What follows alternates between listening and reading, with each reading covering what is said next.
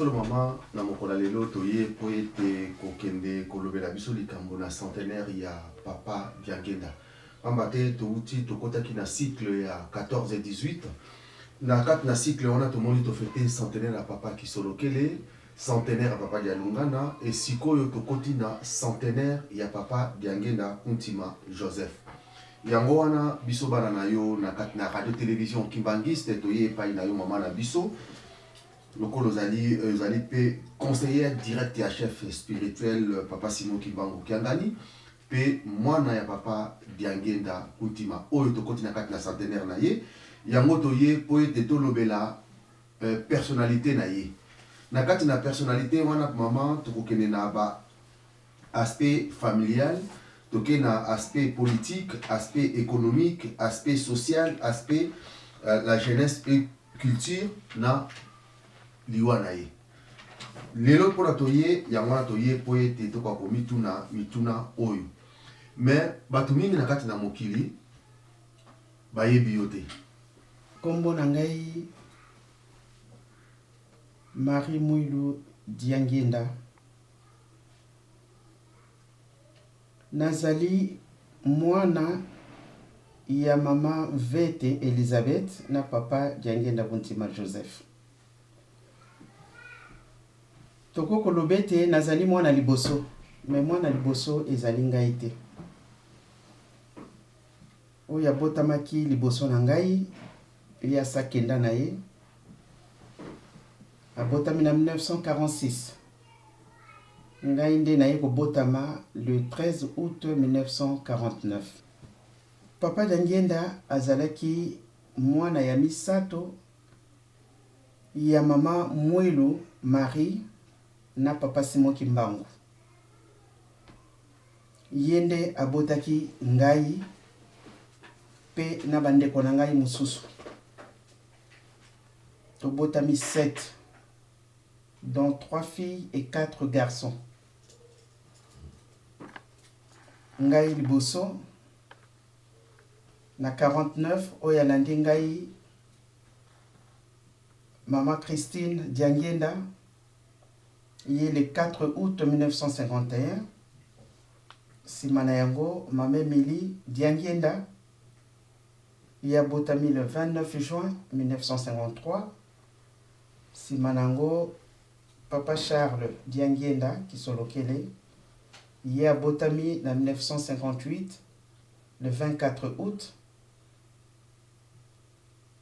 Oyalandiye Sami Diangenda ya botami le 11 septembre 1961. Sima oyalandi wana donc 6e yende papa Diangenda Armand à Botami na le 12 janvier 1964 oyasukisi Diangenda Kututu Kidi yenda Botami le 9 novembre 1969 yende 7e de la famille. Okoki kolobela biso ndenge nini bovandaki na papa monene na ye ndenge bozalaki na ye na aspect familial bozalaki kozwa ye lokola papa kaka lokola papa nyonso bien bozalaki na ye ndenge nini soki nalobi ete nayebaki ye très bien ekozala vraiment prétentieux de ma part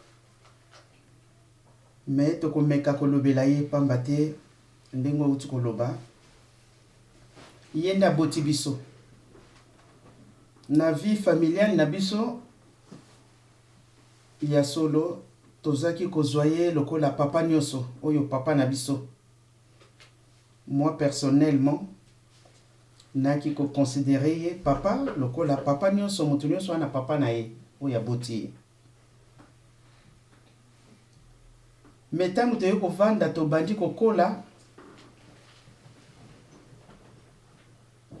na ye ko remarquer makambo mingi. D'abord azalaki très sévère envers nous, très sévère. Et azalaki toujours à l'écoute. Tango tozali kokola, je dis bien.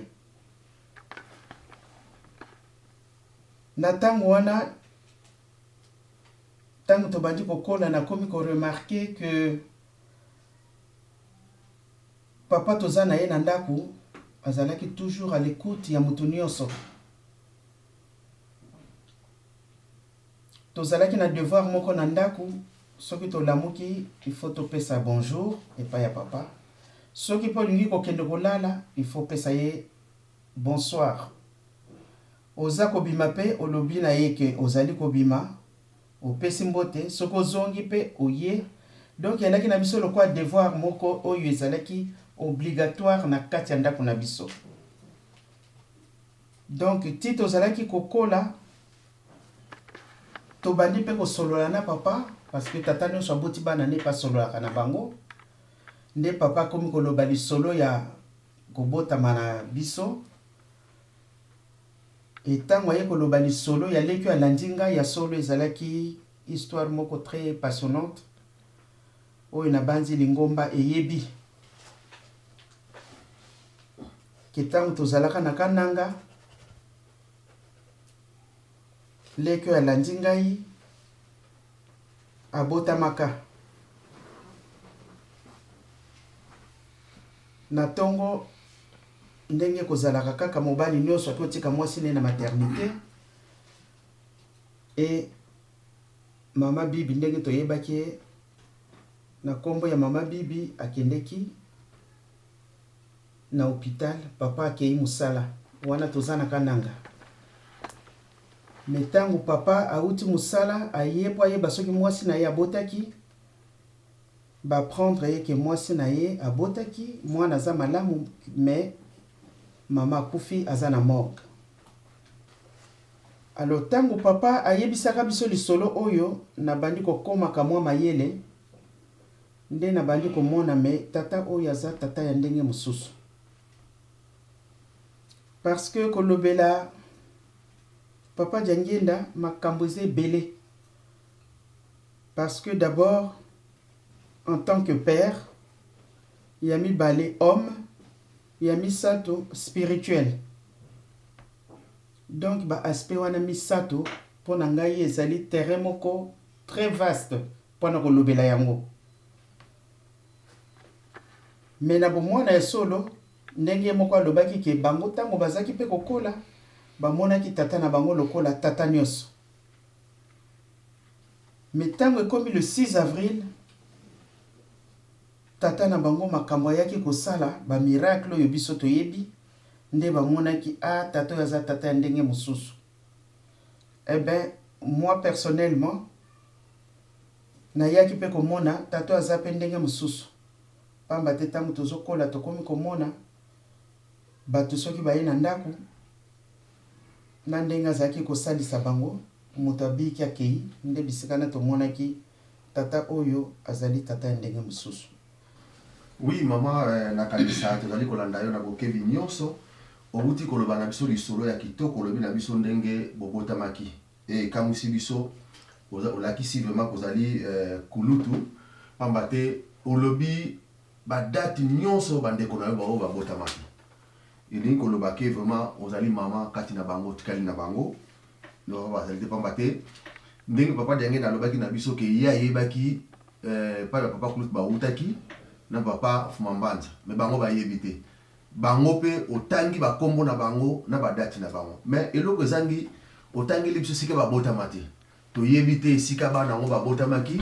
Papa Diangenda abotaki bana nyonso na kananga ou bien abotaki bango na boma ou bien esika nini. Donc tolingi toyeba esika wana. Merci beaucoup. Ngai nabotami na hôpital ya Sonabata. Mais tozalaki kovanda na Kinshasa na Kabambar. Numéro 2 na Bosani.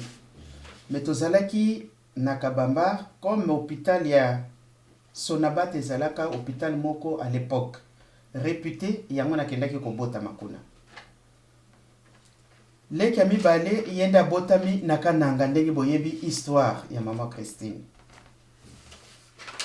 Nga nakendeki vraiment bébé tango papa batindi na kananga. Mame Emilia botami na Kinshasa. Ya botami na mama Yemo. Papa Sami na mama Yemo. Papa Charles est la même chose. Papa Armand na Ngaliema na Kinshasa. Wana siko clinique Ngaliema ezali. et na papa kututu qui lié pas botami nangalima. Oui, merci maman. Touti kolanda ndenge no pisi biso to ngaki to ya pambate lobby ozala biso utile to ba sikani ba bot pambate lelo bat ba yebite papa auta ki boma mbala mo ke kanama bat ba yeba kate est-ce que na moment nini aya ko botla bana ngo azala ki sikani ni mais lelo to yebi sikoyo esika binono so bobota maki mais to lingi to ba betide na ye pe formation ya papa Diangenda asala ki betide nini et formation nino ya salaki na bo moina ye étant que mwana oyo papa na yo oyebi que papa asalaki bo asaki bo ko kolobela biso. Oui, ya solo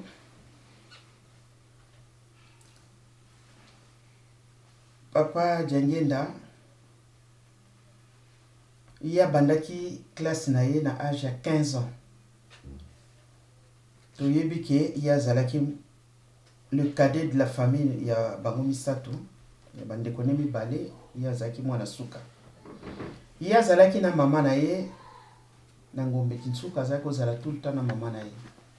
Papa kulutu ndenge to yebi, il y a kendaka na relégation na boma. Papa Diangenda yende akei na âge ya 15 ans akendako banda école primaire. Et Tango Bandi, à l'âge de 15 ans, il était toujours premier de la classe. Wana papa Koulou Taza Woyeb Sabiso. Azaki toujours premier de la classe, à Sisi, études primaires naïe, à Bandi secondaire, à l'époque 4 ans post-primaire, Bazaki Benga. Tango Silisi, la colonie scolaire de Boma. Ne Tango Silisi, Balamoko Pazu Moussala. A commis administrateur kuna na Boma na territoire baki ko bengango ya Boma nda bandaki musala na yekuna tango sisi musala na yekuna aye na Kinshasa simana ko batindi na Kananga kuna nda kindeki ko sala après azongi na Kinshasa toujours dans l'État. Donc, Azalaki, toujours secrétaire particulier, il y a Pétillon, qui était gouverneur à l'époque. Dans l'histoire, Tangwana, Bamindele, Batu Bazalaki, ko Tambo Sabiso, Tozalaki sous la colonisation. Après, Azongaki na Kinshasa, après Kananga, le 22 décembre 1952, Azongaki na Mboka Kinshasa, Nda continua ki musala na ye. Azali papa a Botibiso, c'est vrai. Mais tant que Tozaki ne nandako, ezalaki kamwa pasi pour vraiment mi pesaka kanabiso bana na ye. Tant na ye ezalaki plus na bandimi o tozalaki komona à l'époque parce que musalo yo e bandi nazalaki mwana muke. Batu bengi bazalaki koya na ndako kuna pa ya papa azalaki na temps mingi te pona biso bana na ye même soki ozana kamwa motuno tu na ye to concernant devoir moko zanango ozana devoir akosala oluki ye akotinde pa ya baneve na ye parce que toujours likambo yo etika na ngana mutu azalaki ko prononcer en aidant les autres je m'aide moi-même. C'est-à-dire, tant na yemi y a pesaki yango plutôt na bandimi kebiso. Mais ce qui occasion monani, y a solo, qu'on lit ensemble les ala qui peut-être une fois par an. Les solo peko kozala peut-être une fois par mois. Mais les ala kamwa pasi. Parce que na lobaki tango na zalaki mwana muke awana na kokoloba masolo ya bomwana te. Mais tant qu'on a commis na kamwa ba âge à 10, 11, 12 ans par là, oui. Wanande na yebi. De temps en temps, au cours aborder papa, ce qu'on a motuna potuni a refait son réponse. Mais wana ya bomutu, naza kolobela. Côté na le spirituel, te wana zakine na bomutu. Donc papa zalaki tata moko vraiment alinga ki pe banane mingi. Alinga ki biso mingi. papa soki awuti musala soki akomi akoluka biso ayeba toza wapi po apesa biso mbote. Donc vraiment c'était un père très intentionné na bana na ye et asokipaki na biso mingi soki akoki. Oui, maman, tu dois continuer. Tu as Monique, il y a solo au Québec qu'on va dans la Brazzaville, na famille famille Mayunga. Mais tant que yo komaki kuna na famille Mayunga pour vandaki, kuna pe azalaki papa pamate, yem talaki kobo kolayo, tu que toko koloba parce que azalaki kuna. Mais différence ni wana komona entre papa oya botio papa Diangenda Kuntima na papa oya ba abokolaki obo pai bokendeki na famille Mayunga. Ya solo ngana kina Brazzaville na âge à 5 ans. Kuna nde na bandaki betude na ngai. Na bandaki na débutant ndenge bango balobaka donc dernière année à maternelle. Ti na silisi primaire na ngai kuna. Ya solo papa Mayunga na considéré ki lokola papa botinga. Pamba te papa tango aki kotika biso kuna apesaki pe ba instruction na ye. Ndenge to vanda kuna biso pe ndenge to considérer papa wana.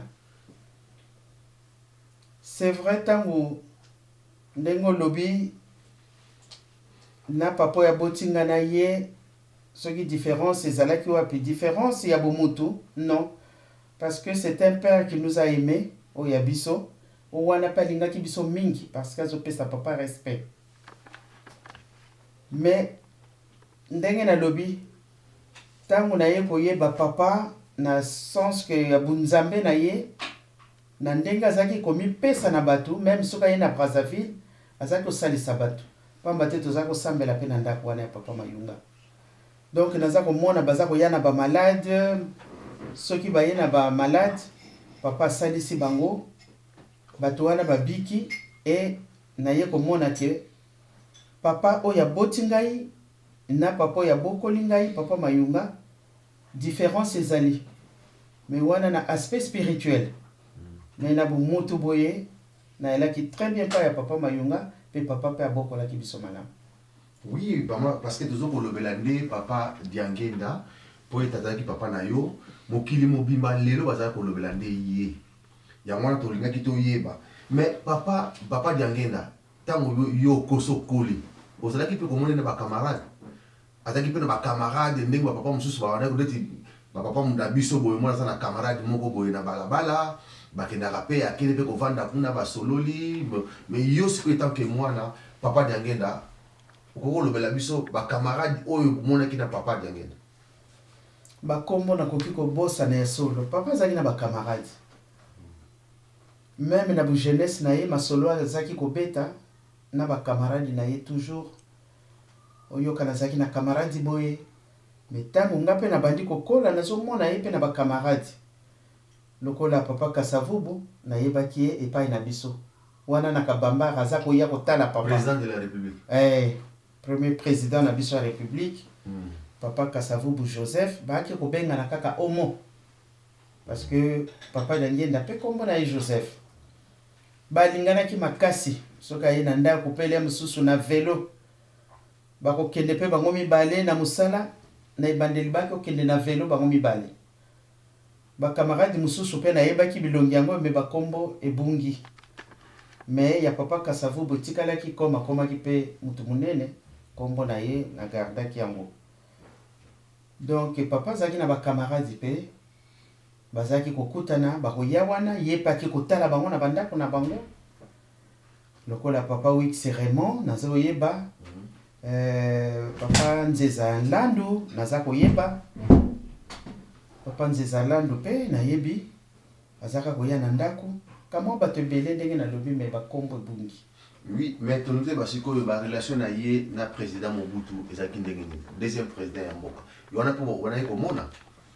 Oui, wana tango tozana kananga nde tango batisaki ba relation na bango parce que tango bakena kananga ndenge kaka ezalaka biso to lokwa na vandaki mingi na Espagne kuna ezalaki bokutana batamangala mais bango c'était la même chose même ntango azalaki na boma bazalaki na kamwa groupe na bango kombo ya kuna nde na bosani, mais ntango na président Mobutu mpe na kananga bazalaka kokutana naka komona bato mingi, mais la plupart ya bato wana bazalaki koyepa ya papa Diangenda, parce que ye azalaki kosala bon, azalaki mpe kozwa mpe azalaki na kamwa bamoyen tokokoloba.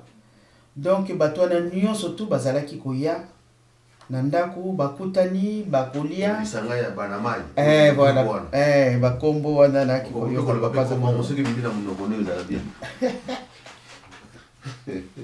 bazalaki koya na ndako, c'est vrai nazaki komona bango, je me rappelle bakoya bavandi na basi na bango pe bavandi bakolia masolo pe zali papa pa zo pesa bango conseil moninga pe soka zui likambo pe oyo pa salisi.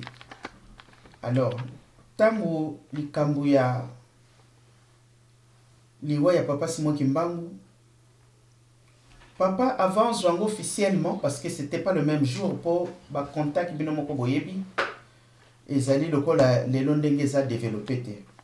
Alors tango wana ezalaki bafoni batelegramme bazaka kotinda tango wana, mais papa en octobre wana je me rappelle ndenge ye moko aloba lisolo mpe bamama, parce que nazalaki na maman na tante na ngai, po mama ntango abalaki kaka azwaki tante na ngai wana amemaki na libala bakendaka ne mpe na kananga ye azalaka. Donc papa mokolo yango awuti mosala ntango ye azalaka bien te na pokwa wana na ndako baremarke que papa aza malamu te. Donc na bonzambe na ye asamonaki ke tata na ye aza lisusu te.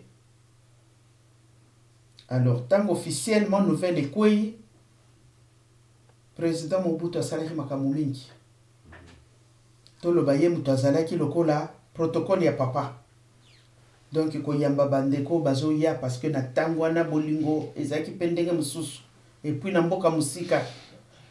Donc président Mobutu moto azalaki kosala toloba kojouer rôle ya protocole, bandeko soki baye avandisi bango bachaise kokende kozwa kuna koya kotika eloko kolia ke kosenga kuna na cuisine. Donc vraiment ajouaki rôle ya protocole.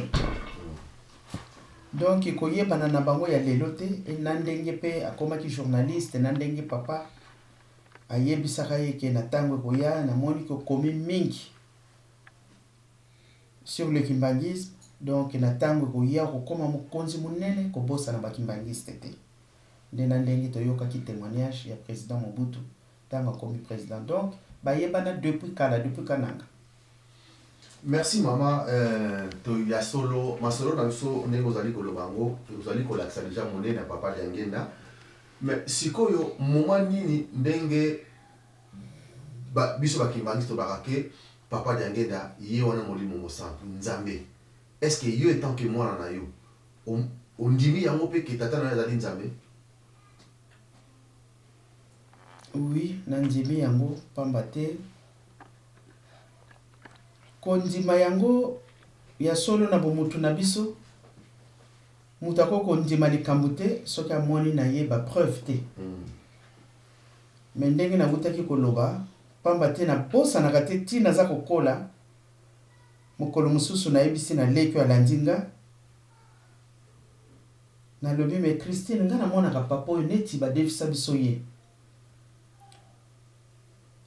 parce que na evandeli na ye na ndenge aza kosala mosala na ye po papa bazalaki oya kodéranger na heure nyonso tu na ye bosanaka te.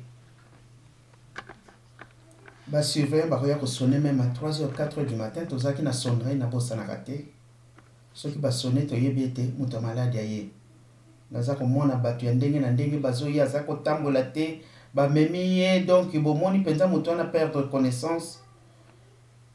Papa ntango akosimba kaka moto wana telemi abiki. Alors toyokoyoka lisolo parce que ngai bokilo na ngai azalaki choriste, bokilo na nga tataki na Paul, je crois mingi boyebaka ye. Ye azalaki choriste ya papa Simon Kimbangu ntango babandi mosala. Alors, aza koyebisa biso makambo ebele. Na tango papa Simon Kimbangu na mboka na ye azalaki tango azalaki na très jeune azalaki mwana moko botosi exemplaire ndenge kaka bato bapesaka témoignage ya papa. Alors mokolo mosusu ayebisi na bato ya mboka bazalaki tout autour alobi ete ezalaka na 1910 po bokilo na ngai abotama avant 1910. Alobi nakobotama lisusu na 1918. Bato bamonaki ye balobi me Kimbangu za mwana malamu. Ye kuta bakisi ke bapara na ye avant babotama ye asabotamaki. Babi tolingaka yo mingi. Mais malobo bimisi awa vraiment surprendre biso. Et toyebi histoire wana. Na 1918, le 22 mars, papa Diangenda ye kobotama. Papa ye moko ayebisi biso lisolo. Bandeko na ye soki bayambi papa baza kokange na nzoto. Mais ye soki ayambi tata na ye, on dirait maboko ezoleka dans le vide. Alobi ah mais ndenge nini ngai soki na yambi tata na yambaka yo te ya lobi me muta yambaka nzoto na ya azali te parce que yo ozali ngai. Donc makambo mingi oyo ayebisa biso na lelo oyo naza kotala makambo ya yebisa ngai nazomona ngo nyonso à la lettre. Mais qui était cet homme? Bandepone balobi mwasi ya papa Kulutu iye mutaponaki. Mwasi ya papa Mfuma Mbanza iye mutaponaki. Ya ye moko iye mutaponaki. Mais mutu wangu azali nani? Merci maman, tozo kenela chaque fois na mituna na biso tolingi toyeba ba relation na ye na maman ya boti ye. Pambate azalaki mwana suka ndenge tokomonaka mama akolingaka mingi mwana suka ndenge bakolobaka. Mais ye ba relation ezalaki ndenge nini na maman moyo. Et yo wana komona nini tango wana komema yo auprès ya maman na ye. Papa azalaki très attaché na maman moyo. Ndenge moko lobi mwana nsuka. Mama moyo akende bilanga, akena tata na ye. Na maman na ye pardon. Akenda wa aza toujours derrière sa maman. Maman nazo sala musala ye paza ko aider. Bato kutu ya mboka balobi me ah yo zali mwana mobali. Musala nuka kolandaka maman na yo. Mais roye ko la musala moko te.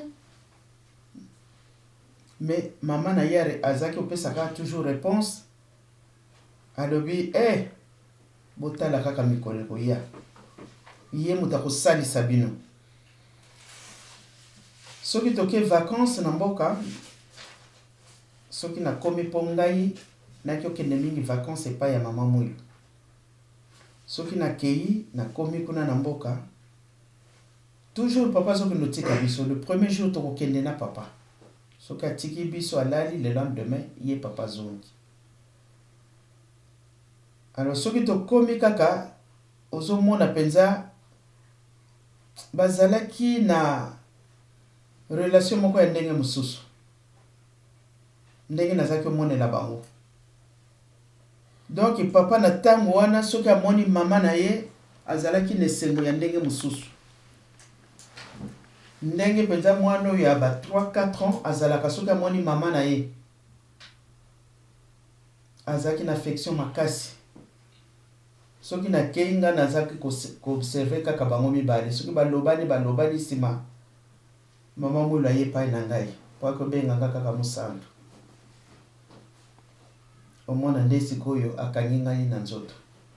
Donc bazaki vraiment na complicité pe makasi bango mibale. Ben aspect religieux ya solo soki totali ko banda avant to koma na 1959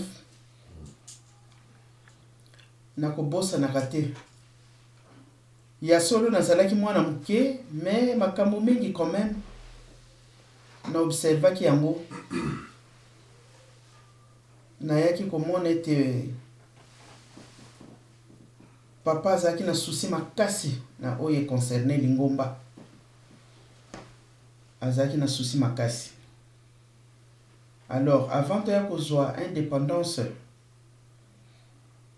oyo tokomaki kosambela librement na kobosanaka te bato bazalaka mingi namoni bato baza koya na mokoto de part et d'autre po wana toza déjà na mokoto bato baza koya curiosité naza kotuna bazokende wapi bazaka kokende stade po ete tokoka kozwa reconnaissance bakende kosala manifestation mais papa nayebi ke alobaki tosala mobulu te parce que soki tosali mobulu tokoya kobebisa mais bato les gens avaient marre ya kosambela kaka na bandaku na kobombana et papa avant ça mokumba wana azalaki na yango ndenge azalaki kotambusa bato namonaki ete ya solo papa aza kosala mosala ndenge moko alobaki nga naza kosalaka mosala ndenge tata na nga aza kotindela ngai yango. Donc ntango bato baye ebele na mokoto papa apesi conseil alobi tosala mobulu te bato nyonso bakendaka stade po ete basala manifestation to balakisa mécontentement na bango po bakoka kolibere biso. Donc l'aspect religieux ya solo namonaki ete papa mipesaki vraiment à fond nde ntango biso pe ya solo kamwa fossé moke ekomi kosalema parce que papa aza lisusu na tante mpo na biso bana oyo ya boti parce que na ntango wana bandi kosala bavoyage kokende boye mais na molili nanu avant toya kosambela tozwa reconnaissance officielle ya lingomba na biso. Donc aspect religieux na spirituel pour nanga na tiango kaka sika moko pour ngai parce que il y a beaucoup à dire makambo ze belé ya koloba surtout na aspect spirituel pour nanga na sangisi yango kaka na religieux pambate soki totali ndenga zaki koloba komela mai ya pamba ko komela mai te soki tata na ya peso autorisation te. Donc azalaki wana lem subu bengi po ya kolia koloba non je ne peux pas manger parce que j'ai pas encore eu l'autorisation de mon père. Mais papa juste pour boire un verre d'eau. Ah bien non je ne peux pas. Il faut que mon père m'autorise. Tomona ki amoli kamandenge mususu. Bongo mai ya pamba faut autorisation et le reste parce que lobi na koko sala ndenge ngana lingité. Donc aspect spirituel makambo eza ebele ya kolobela mais ndenge na lobaki c'est trop vaste pour moi po na yebi ete bato mingi pe bakolobela yango donc naza un peu perdu esika wana nazoyeba te kutu par où commencer parce que c'est trop large pour moi. Tolingi toyeba vina ye na suka nango ntango ali kotika biso na Genève alobaki na yo nini toyebi ke bana nyonso bazaki privilège oyo te oyo ozalaki nango mpona papa na yo atikelo mwa liloba boza na mwana mwa aza na liloba na ye oyo papa atikaki mais yo ozalaki mama oyo abanda kobengo mama mwilu ozalaki na liloba oyo mokili mpe ezali kozela e oyo oyebi ke papa alobaki na yo lelo mpo kokoki kobimisela biso mpo te bandimi bana papa Diangenda bakwa koyokama. Merci beaucoup. Il y a solo dernier moment il y a papa Diangenda na 90 ndenge lobi nazalaki na papa nakendeki ko rejoindre na Suisse parce que nga nazalaki déjà na Genève. Mobali nanga azalaki diplomate kuna na Genève avant tokende Espagne. Nakutaki papa kuna, touti Kinshasa, tokutaki papa. Asali mosala na ye, na ndenge toyebi pe papa ndenge azongaki na Kinshasa. Et na 92, ntango azongi lisusu na Genève, nakendaki ko rejoindre ye. Ya solo, papa lobaki nanga kamwa mingi. Mais je crois avant lobanangai ndenge alobaki publiquement le 2 janvier tokobengaka yango testament toyebi yango.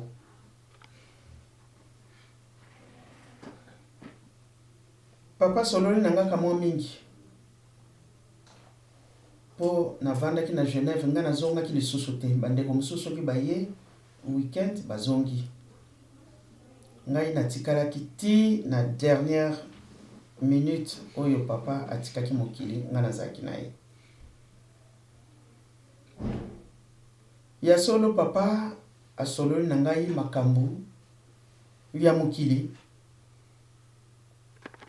ndenge mokili yango ezali kotambola lelo oyo. Ayebisaki ngai yango.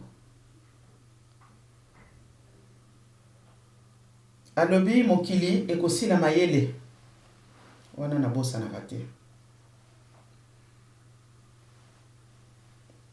Mayele ya mutu ekosila e biso bakimbangiste bato tokopesa solution.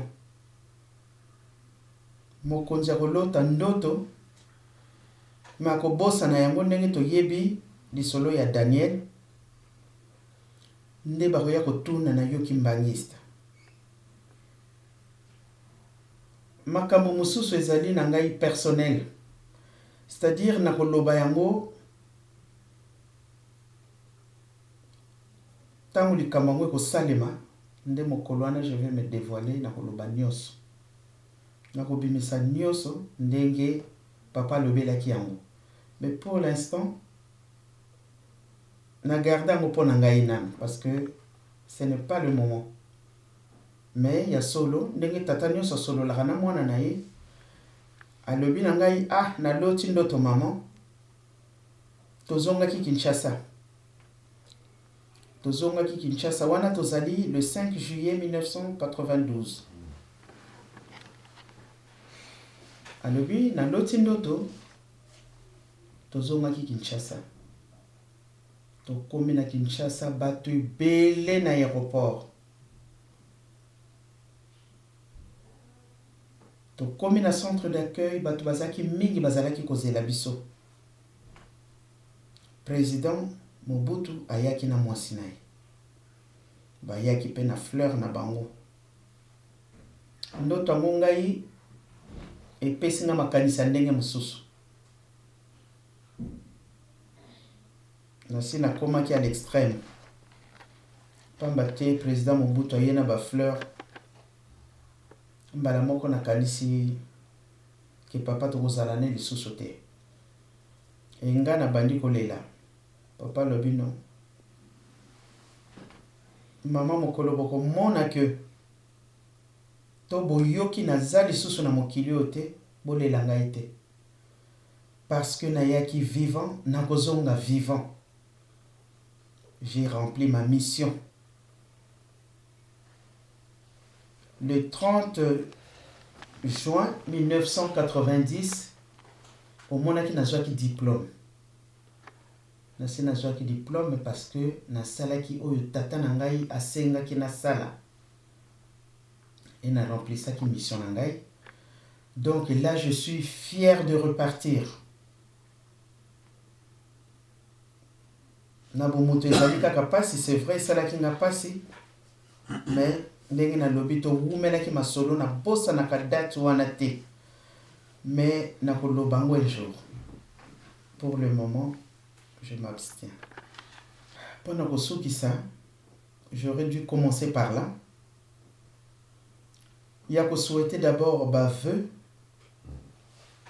na mobu oyo tokoti ya 2018 ndenge na lobi oyo mokili surtout les kimbangistes toza kozela yango le 22 mars ezali nde centenaire ya papa Diangenda oyo biso nyonso tozali kozela yango naza ko souhaiter